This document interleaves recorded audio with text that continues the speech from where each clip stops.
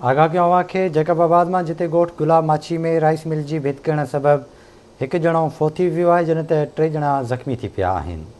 तव्हांखे अपडेट कंदा हलूं। अहम ख़बर आहे त जैकबाबाद में ॻोठ गुलाब माछी में राइस मिल की भित किरण सबबि मोहम्मद जान लहड़ी फौत थी वियो आहे, जॾहिं त 3 ॼणा ज़ख़्मी थी पिया आहिनि। ज़ख़्मियुनि खे इस्पताल मुंतक़िल कयो वियो आहे। तव्हांखे अपडेट कंदा हलूं। ब्रेकिंग न्यूज़ आहे त जैकबाबाद में ॻोठ गुलाब माछी में राइस मिल की भित किरण सबबि मोहम्मद जान लहड़ी फौत थी वियो आहे, जॾहिं त 3 ॼणा ज़ख़्मी थी पिया आहिनि, जिन खे इस्पताल मुंतक़िल कयो वियो आहे।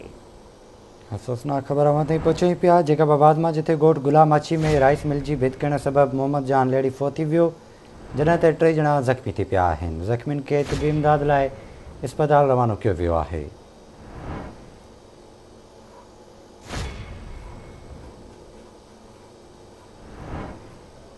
ख़बर अवां ताईं पहुचे पिया। जैकबाबाद वेझो ॻोठ गुलाब माछी में राइस मिल की भित किरण सबबि मोहम्मद जान लहड़ी फौत थी वियो आहे।